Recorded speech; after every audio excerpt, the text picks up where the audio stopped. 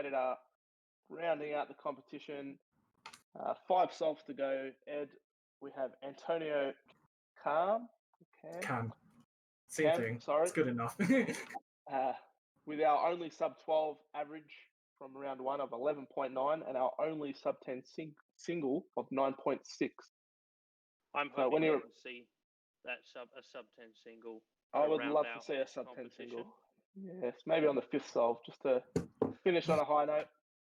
Obviously, it's been a huge effort, this whole Speedcubing Australia online series. All the events, holding most of the finals on stream this weekend. And it will be good to round it out with the last solve of the last event. So 5 more solves to go. It's pretty exciting. When you're ready, you might want to take your headphones out just so we're not I will. All right. Not a problem. Go for it.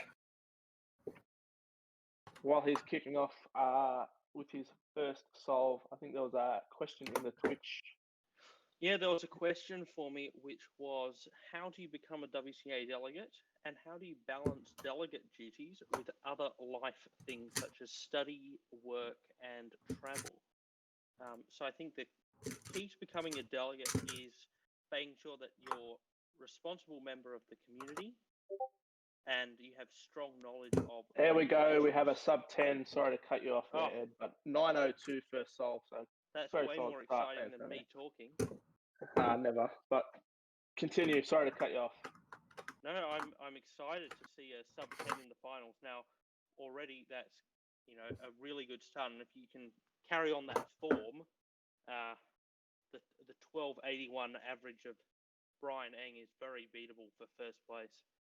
Absolutely. But of course, the trick to the best delegates are those who have experience at competitions and show themselves to be a responsible person at those competitions and show themselves to have that knowledge of the regulations necessary for the role. 10:44, not quite sub-10 there. And of course, how do you balance those parts of your life? I guess that is down to the individual person and how they want to prioritize things. Now, of course, if you enjoy travel, you can, of course, combine that with your delegate role as well. If you have studies, then yes, there's going to be times when you can't be focusing on competitions. And if you have work, of course, if it's not work on weekends, you're probably reasonably well set up. But I think it comes down to each individual on how they can balance that.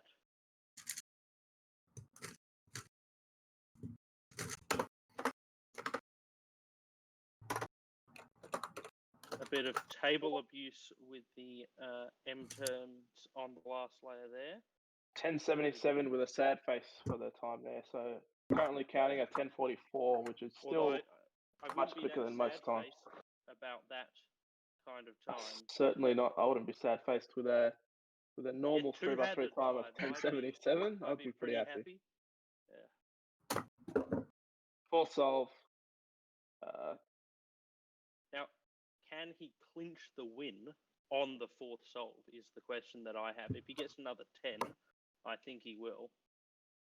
Yeah, it looks especially with that 9:02 first solve.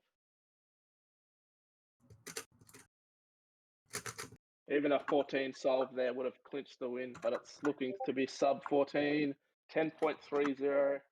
So that will clinch the win. A worst possible average of 10.5 can actually get a sub 10 average with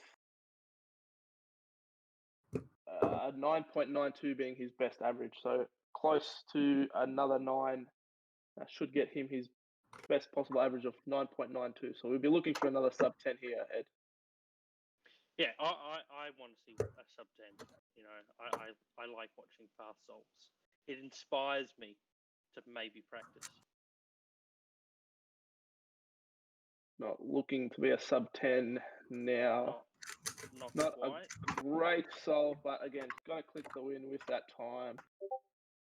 Final time of 12.96 was his worst time, meaning he will have a 10.50 average Still Which putting is- him in first place by a good 2.3 seconds in clear in first place. And a 10-second average is incredibly impressive. I'd say. Congratulations, Antonio. Well Thank you. done on your Deserving result. winner of one-handed. Well done. I was earthquaking like really hard on like solves 2 to 5. You But you started had off that very good strong. start, though. And, Yeah. But often that can add to the nerves, so. Yeah, for sure. Thank you again for joining us. We'll take a very short break here, and we will be back very shortly with